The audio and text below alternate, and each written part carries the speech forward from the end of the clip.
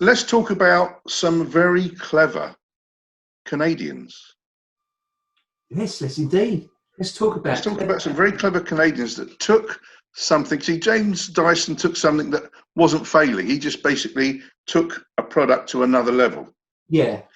The Hoover, the vacuum cleaner, it was always there. It was always doing incredibly wonderful things, and it went from, very low prices to incredibly silly prices over the years. But we're going to talk about something that was failing, something that was dying as a trend, something that had been so popular 100 years ago and was basically on its knees about 20 to 30 odd years ago. And a couple of very clever Canadians thought, what can we do about this particular industry to make it more attractive and something that we can look at and recreate? And what we're talking about here is a little known name called Cirque du Soleil. Oh, Cirque du Soleil, well-known name. And Now, I'd have thought that was French. I assume they were French Canadians then, were they? yeah, they took the French Canadian bend to it, but they were very eloquent Canadian gentlemen, and they created this idea, which then blossomed into, how can I put this? It went to 300 cities across the globe.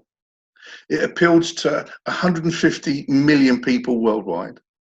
It took the idea of circus to a level that nobody could have even thought about. But hey ho, in the blue ocean, here come these guys. So it created a blue ocean of new market space.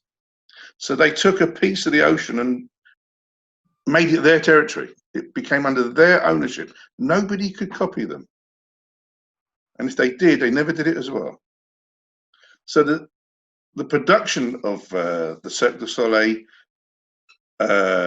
theatre, so it was, we're talking about theatre here, was unbelievable.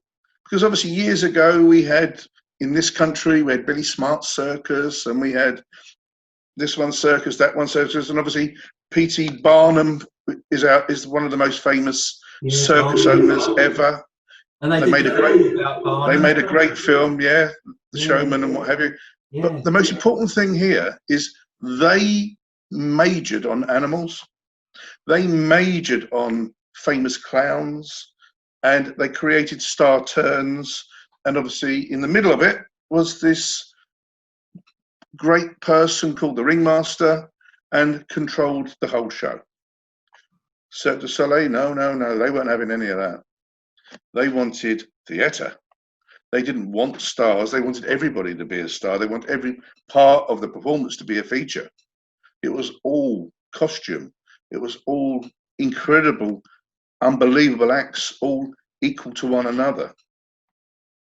It was music. It was a whole invention of basically Hollywood in a circus ring. And if you've ever been, I don't know that you've ever been, Patrick, but I personally go to see Cirque du Soleil whenever they're here in the UK on a regular basis. Oh, really? And there are so many different themes of the theatre that they create. They're one of the variants. Yeah, as well. They're one of the few industries that have a permanent show ongoing in Las Vegas. So, they created such an environment. It was, a multi-billion-dollar industry to this day. People were buying, back in the day, DVDs. They're now streaming video. There's all sorts of other features to having a Cirque du Soleil environment. And I think on that point, Melvin, because the circus was always this thing, because we used to see in Billy Smart Circus used to be on the telly, didn't it? You used to watch the circus on the TV back in the day. I don't see it anymore. But it was, you're right, it was, you knew that you were going to see the clowns were going to come on. You knew someone was going to bring on some elephants and get them to stand on something and do a couple of tricks. You knew that there was going to be a lion tamer and that he was going to put his head in a lion's mouth. You knew That was, and you knew you were going to get the trapeze, and they were going to do some things like that. And so you almost think, oh, if I'm going to the circus, I'm going to see the same thing again. But it was great for the kids. It was great for the kids back in the day. But what makes the rapid growth of Cirque du Soleil so remarkable is that it was achieved by reinventing a declining industry. Because I don't know whether you're aware of this, in recreating this environment of this blue ocean business, is the fact that it wasn't a cheap, it was not an inexpensive purchase for a ticket. It was an expensive purchase for a ticket. They gave it added value to the point where you could be paying, you know, a good few £100 for a ringside seat. Yeah, but what you got here is supply and demand power.